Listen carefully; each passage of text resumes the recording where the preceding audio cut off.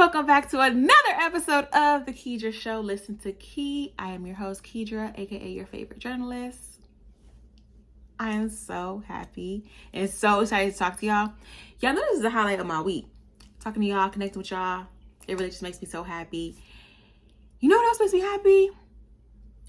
Showing Black artists love at the Grammys. Did y'all watch the Grammys last night? Usually I would not watch the Grammys because it's boring at this point, right? It's like, why am I here?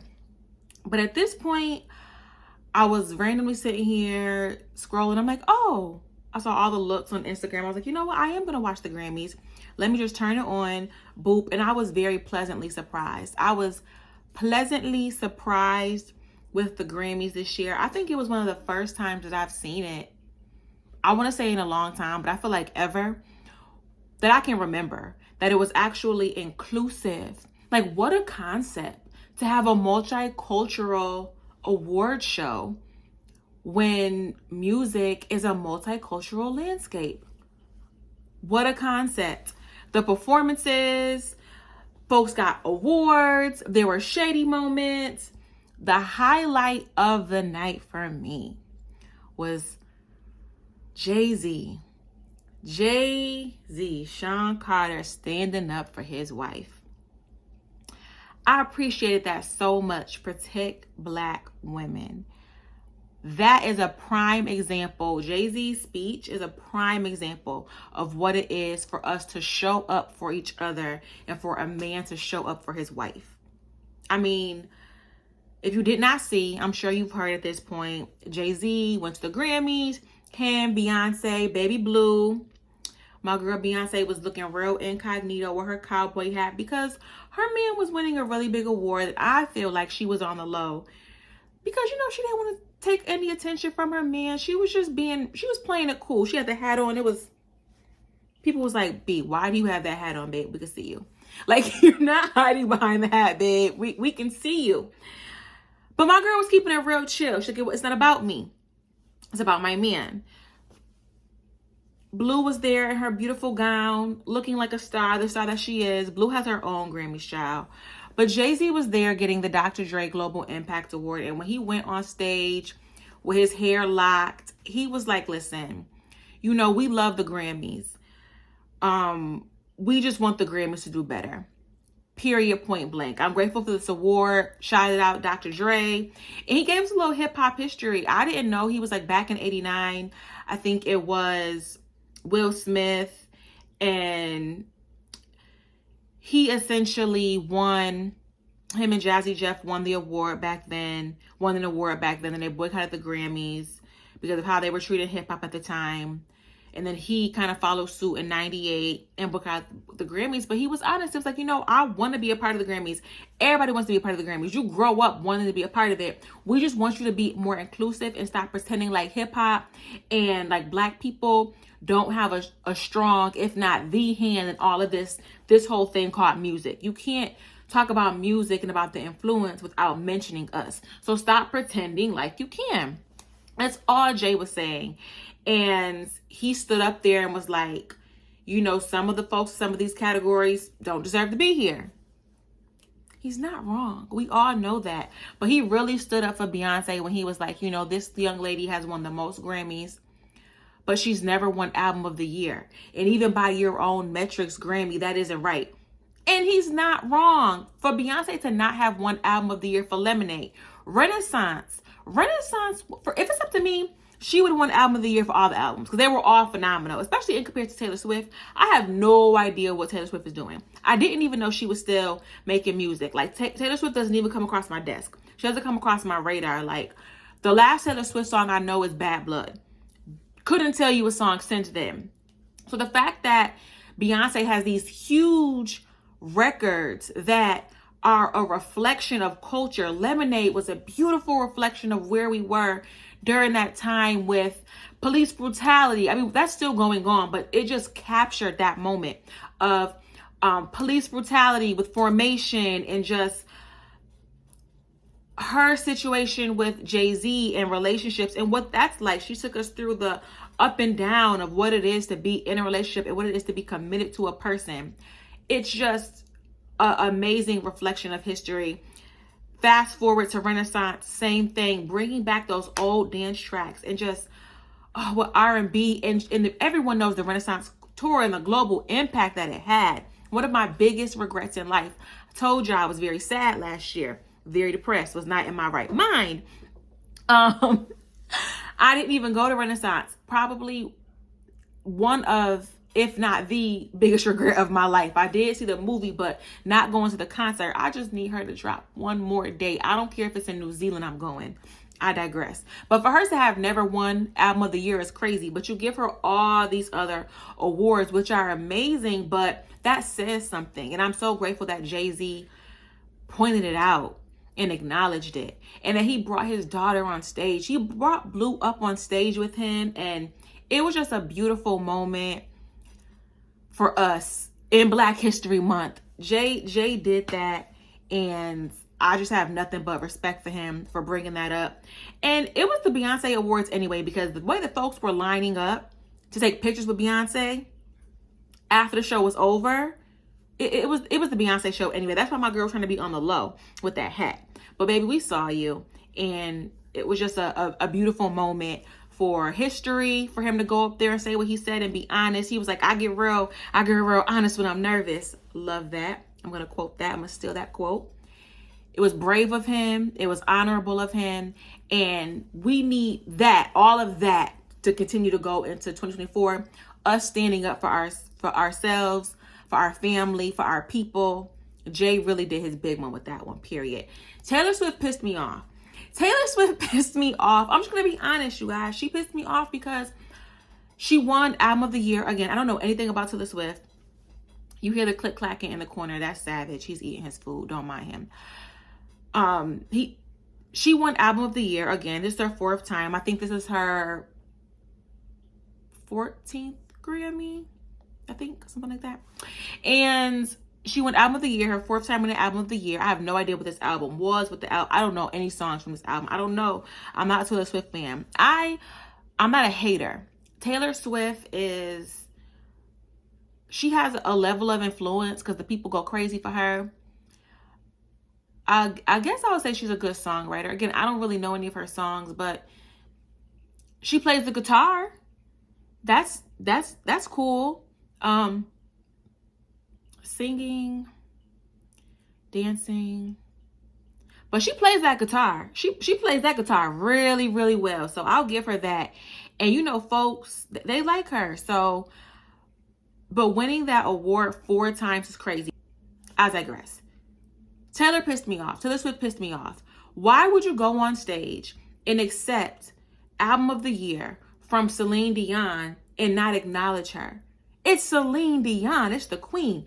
Not even why would you, how could you?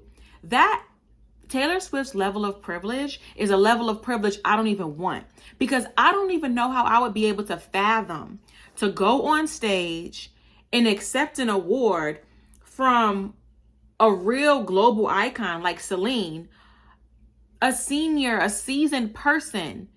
And it just goes to show the level of respect and how folks were raised. Because at the end of the day, she's still your elder. So to not acknowledge her on stage as she's giving you an award, that's really a skill. Because I don't even have the ability to grab something from someone and not even look at them. She didn't give Celine eye contact. She didn't say thank you. She didn't say, oh my gosh, like, she didn't say anything to her. She was looking this way, somehow took the award, didn't drop it, got the award, and went and gave her a little speech.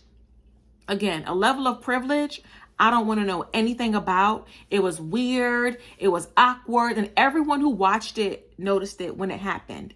It was also very interesting the way that media covered the Grammys, because we all saw different things. I was watching the Grammys and then I was on Twitter, tweeting. Black Twitter was on fire and on point per usual. But we all saw it and we're talking about it live. But yet when the media outlets came out, it's interesting how they flipped the stories. The Cut did a good job. The Cut acknowledged it. That's The Cut on Instagram. They acknowledged it and were like, this happened. The comments were crazy. I'm learning this year about perception and about how we all perceive things differently and how we could all watch the same thing but see different things. And for people in the comments to be like, oh my gosh, everyone's picking on Taylor. No one's picking on her. We just observed something and we're calling it out. That was rude. Like, the lack of accountability was like crazy in those comments. No one said that she did it maliciously. We just said that that was crazy that happened, and it happened. We witnessed it in real time. So for folks in the comments to say, oh, everyone's picking on her, no one's picking on her. That's just what happened, and we called it out. I don't know who raised these people.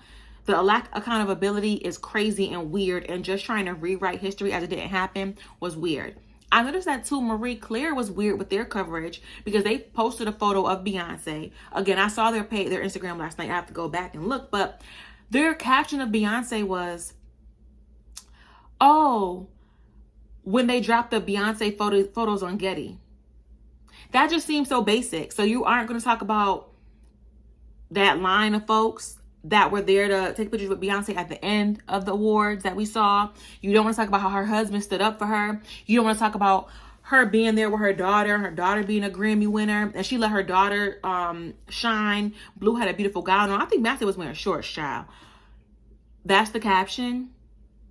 It's giving lackluster, and it's giving you. It's so obvious when people who don't know the culture or really understand the culture are the ones that are documenting the culture. And I hate it. I hate that for us. My favorite moments of the Grammys. Two of my favorite performances. SZA did her thing. Shout out to SZA.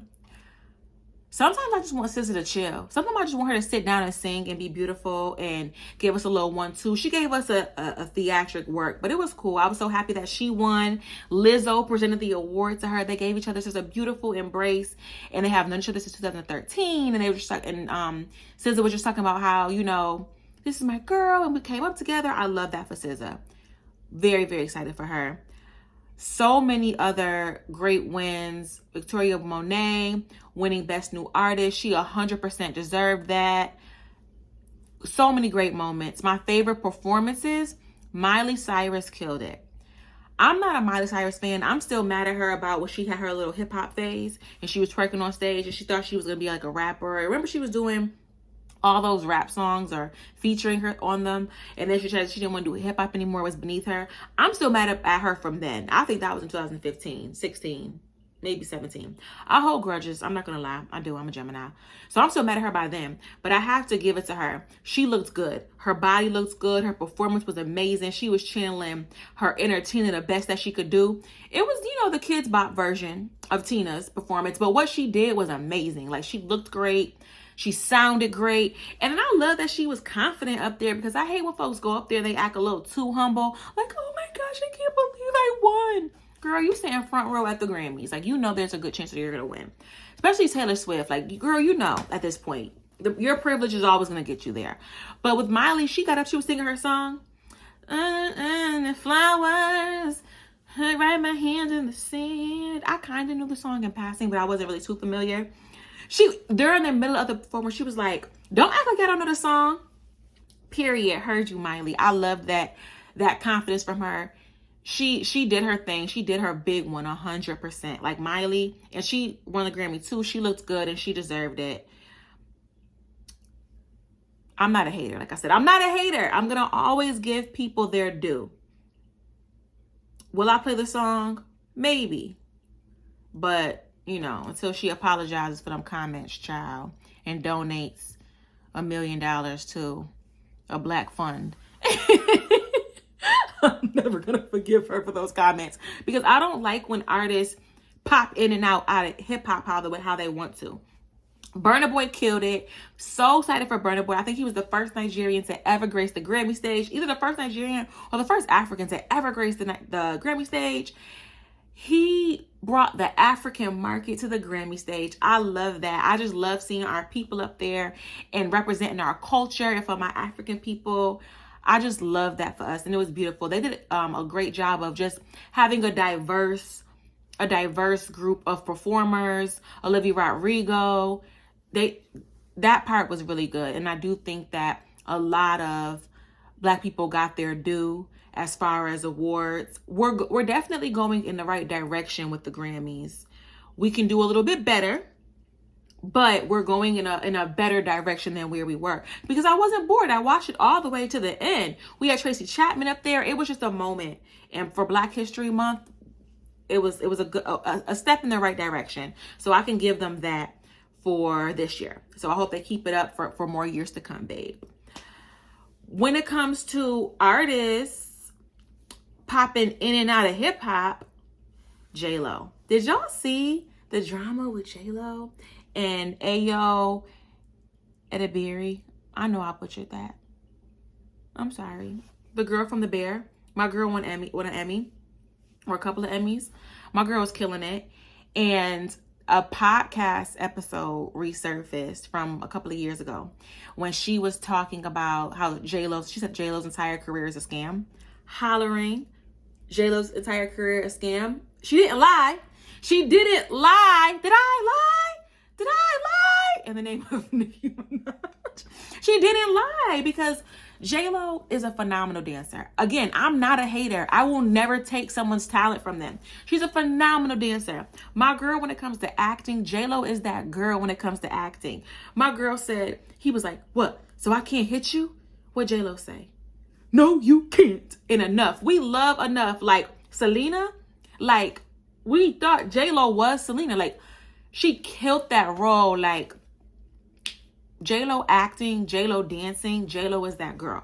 But we're not going to pretend like she has the voice. She doesn't, and that's okay. But I want her to stop pretending like she has the voice. I think she did an interview one time. She's like, I didn't know people didn't think I could sing. Girl, yes. Once Ashanti came out, we already had speculation. But then once Ashanti came out and admitted that those were her vocals and I'm real and ain't it funny, and you let that ride and you didn't give Ashanti her due, another woman in the industry, you went to hip hop, took from hip hop, extracted what you needed to, build your career on the back of hip hop and on the back of Ashanti, but don't acknowledge her, and you go on to have a global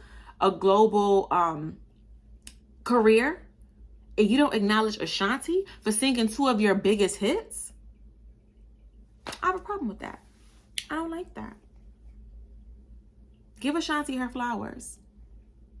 Because the thing with J.Lo, again, being Latina, she can pick and choose what category she wants to be with. She can, if she wants to be within Black culture, Latin culture, white culture. She also got married on a plantation. I'm just saying that's weird. Y'all know that's weird.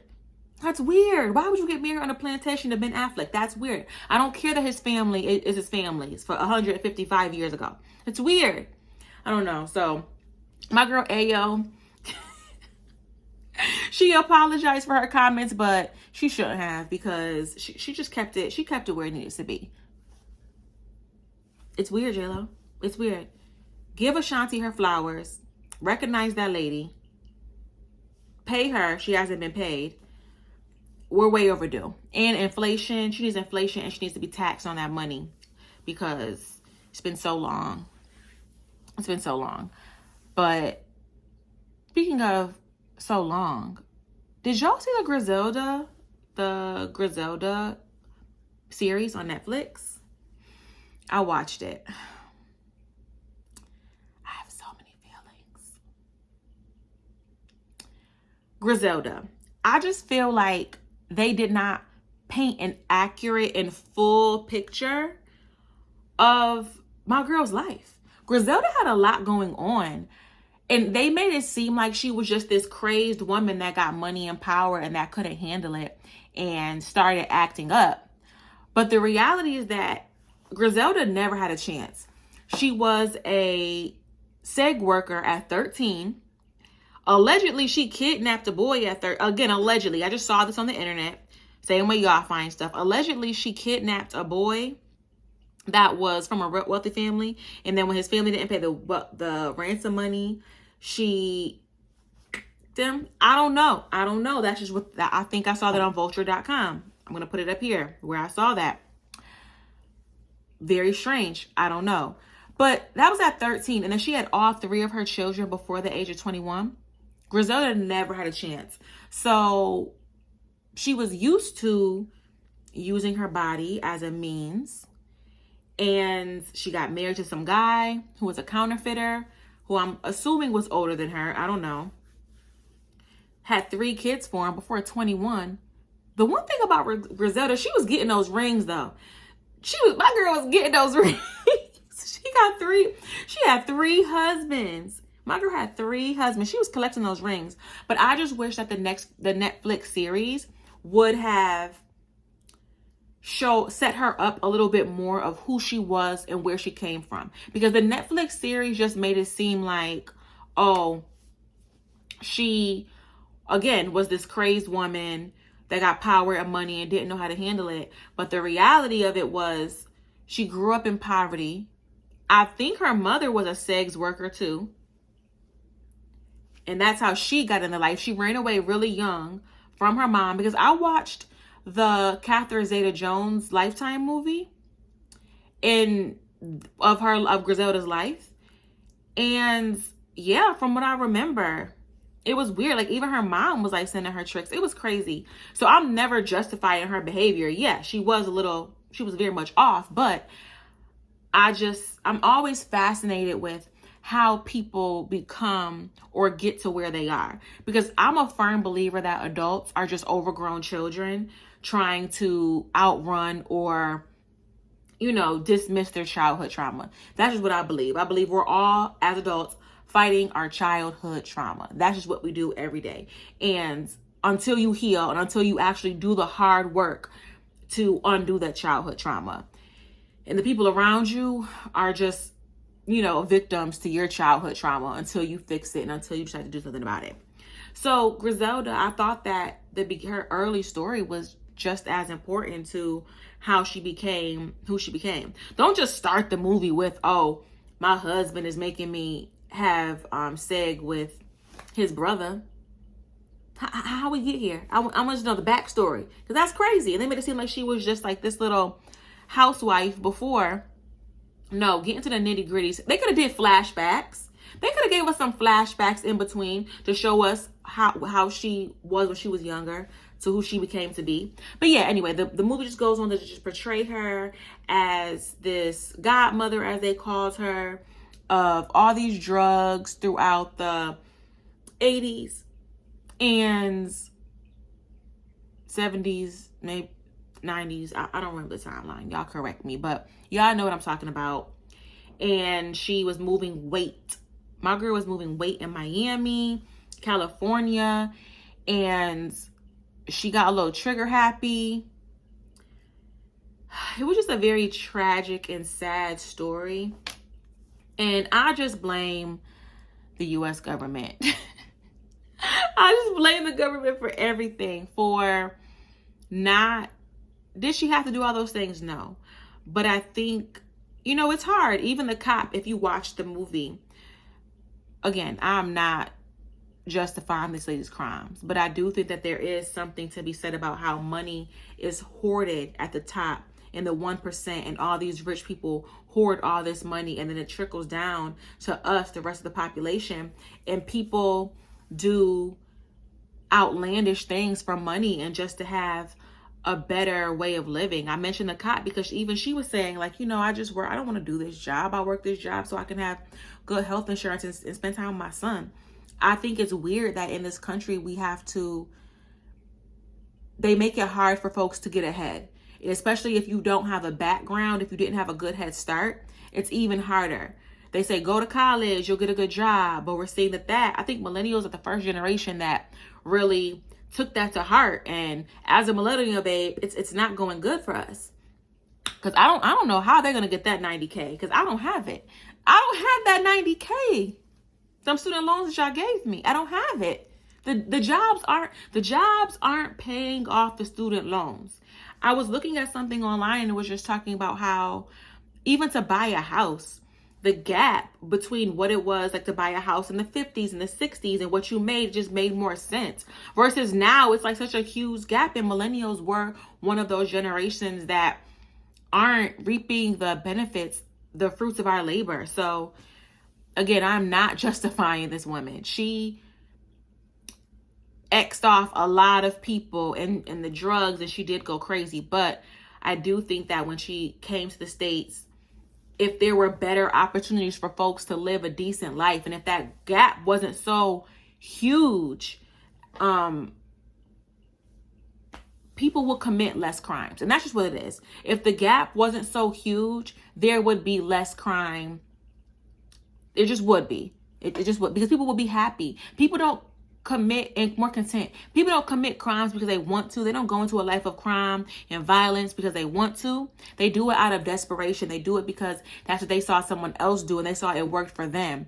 And the way these jobs are set up, the way these bosses are set up, folks get a little bit of power, get a little managerial job, they get a lot of power, they go power hungry, they start treating people bad. No one wants to be talked down to or treated down to for pennies. So I just feel like they should have set Griselda up a little bit better to tell us who she was before she got to where she was. The ending of the movie was a little bit lackluster too. I would have liked to see more of her life after prison, because she didn't pass away until she was like 69. So I would have liked to see that. I would have liked to see the end of the story for her sons. There was just so much that I feel like they could have told a better story. Gave us more depth. From 6 episodes, it could have been less of the in the middle stuff and more in depth.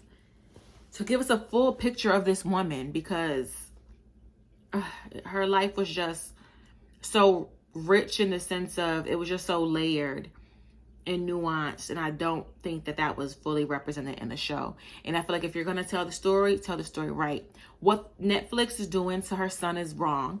Her son, Michael, it's funny because I used to watch him on that show, Cartel Crew. I used to love that show, y'all. I really was a big fan of Cartel Crew. And he will always talk about his mom and growing up in his mom in Colombia and Medellin. And I think they actually went there in one of the episodes. It was a really good show and a good representation of what it was like for them to come from that life, because I think that people are quick to represent Black people in a negative light, or like from gang culture, whatever. They're real quick to label us that way. You know, we have all these shows that BMF and What's 50 Cent Power, all these shows depicting us in that light. But it was interesting to see it from a Latin standpoint and what they go through and with the cartels and what a life of crime does to them and their families as well. I just like equal opportunity. Don't always paint Black Americans as if we're the only ones that experience this life of crime and drugs and all of that. They need to do one with the Italians. Oh, that's what Mob Wives was. We need to bring that back. Can we bring... I miss Mob Wives. R.I.P. Big Ange. What an icon. Did y'all see on TikTok the girls are fighting about the Mob Wife aesthetic? The Mob Wife aesthetic is a joke. And it's a joke because it's like, I guess Italian girls or girls from Jersey saying, yeah, all these white girls are trying to cosplay, and they're trying to culturally appropriate our style, our culture. Diet Prada on Instagram did a fabulous job of documenting this. The whole Mob Wives aesthetic on TikTok debacle. Phenomenal job Diet Prada did. Follow them on Instagram, because it's just so interesting, because as Black people, when we call out cultural appropriation, nobody understands what it is. Everybody's so confused. No one gets what cultural appropriation is when it comes to Black people. But when the Italians feel like they're being culturally appropriated, and then they're calling out white girls, I was so confused, because I'm like, isn't Italy and Europe?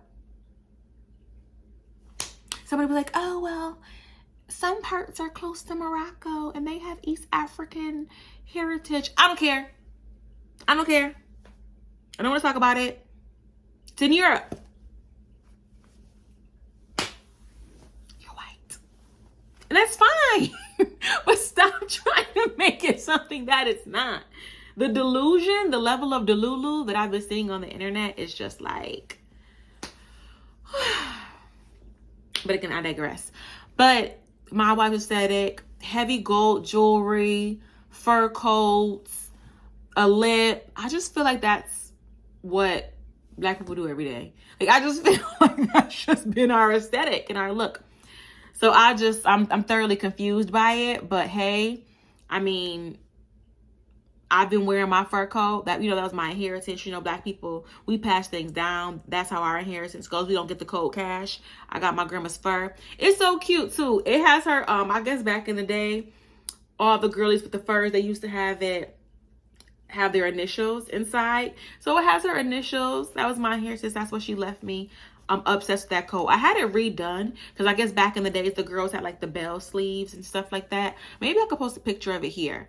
But yeah, I had it redone and modernized. But yeah, the Mob Wives aesthetic, it's just crazy. It just gives the same aesthetic Black people have been wearing forever and whatever. But I love the girlies arguing, and I love a good debate. I love a little bit of drama. Thank you so much for tuning into another episode of The Keydra Show. This is The Key. I'm your host, Keydra, your favorite journalist. I love y'all so much for chilling with me and for connecting with me. Appreciate you guys. I cannot wait to talk to y'all next week. Peace.